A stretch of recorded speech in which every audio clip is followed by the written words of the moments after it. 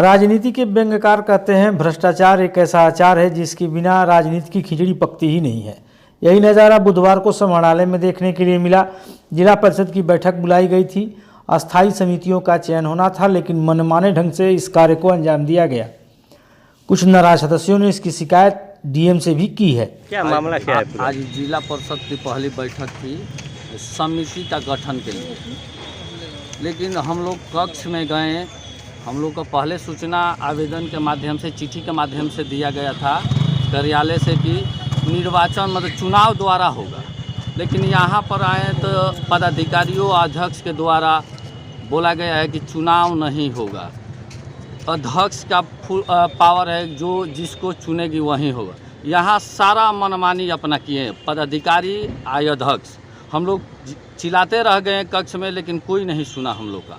इसलिए हम लोग चुनाव का ये बहिष्कार करते हैं, इस चुनाव को नहीं मानते हैं हम लोग। इसके लिए हम लोग जहाँ जाना हो वहाँ जाएंगे। हम लोग शिकायत करेंगे कि फिर से चुनाव के माध्यम से समिति का गठन हो। जिलाधिकारी को मिले और हम लोग जाकर जिला अधिकारी को से मिले हैं और अपना सारा हम लोग जो भी वहाँ की परिस्थिति है वो बताए हैं। आपकी जानकारी के लिए हम बता दें, जिला परिषद द्वारा 5 अस्थायी समितियों का चयन किया जाता है, जिसमें शिक्षा स्वास्थ्य संबंधी समितियां होती हैं। लेकिन इस मनमानी के खिलाफ नाराज सदस्य जो जिलाधिकारी से मिलने पहुंचे थे, उनमें चक्की की पार्षद प्रतिनिधि उनके पति परमा यादव से भी इस सिलसिले में बात हुई। चिट्ठी दी गई है, जिला परिषद सदस्यों को सदन बुलाया गया है।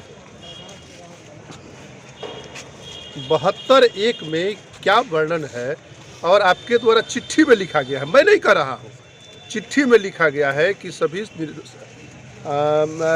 जिला परिषद सदस्यों को जिला परिषद के अस्थायी समिति के गठन के लिए बुलाया गया है और इसका गठन निर्वाचन के माध्यम से किया जाना है। तो हमको यही ना बताया जाए कि निर्वाचन का मतलब क्या होता है। मनोनयन, यदि मनोनयन करना है तो फिर कोविड में लोगों को बुला करके क्या फ़ायदा हुआ? मनोनयन तब से भी बैठ कर किया जा सकता था। यदि मनोनयन नहीं है, निर्वाचन है, तो निर्वाचन का अपना एक प्रक्रिया है और उस प्रक्रिया के तहत इसका निर्वाचन होना चाहिए। इसके पहले हम लोग भी 3 बार जिला परिषद रहे हैं। डीएम साहब से मिलने के बाद क्या आश्वासन मिला? डीएम साहब के द्वारा कहा गया तो कहे कि नहीं, यह प्रक्रिया निर्वाचन से है, यदि इस तरह की हुई है तो गलत हुई है और इसको हम दिखवाते हैं। और उनके द्वारा यह बात संज्ञान में ली गई और निश्चित रूप से हम लोगों को विश्वास है कि उनके द्वारा जो ली गई होगी वह नियमानुकूल कार्रवाई करते हुए इसका निर्वाचन से होना चाहिए। जिला परिषद की पहली ही बैठक में गोलमाल का यह माजरा जब आपके सामने है तो आप समझ सकते हैं भ्रष्टाचार के बिना राजनीति की खिचड़ी सचमुच पकने से रही। इस पत्र में साफ साफ लिखा हुआ है अस्थायी समितियों का चयन निर्वाचन की प्रक्रिया से होगा। ऐसे में जिला परिषद के नाराज सदस्यों की शिकायत निराधार नहीं है, लेकिन भ्रष्टाचार की गंगा में डूबे राजनीति के यह सदस्य और अधिकारियों की उसके ऊपर से चाशनी, फिर इसके क्या कहने। इस सिलसिले में जिला परिषद की उपाध्यक्ष नीलम देवी से भी बातें हुई। उन्होंने भी अपनी शिकायत रखी, जिसे आप यहाँ सुन सकते हैं। आज जो मीटिंग हुई सर, उसे हम नहीं मानते हैं। वो लोग अपने ढंग से किए। हाँ, बोल रहे हैं हाँ गलत हुआ, बोल रहे हैं कि जो अध्यक्षता जी कहेंगी वही होगा।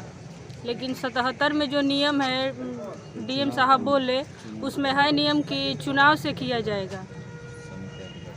तो आज आप जब डीएम साहब से मिली तो उन्होंने क्या आश्वासन, क्या बोले? क्या बोले कि 77 में जो नियम है वही होगा, चुनाव से होगा सर, यही बोले डीडी सर। जी, थैंक यू।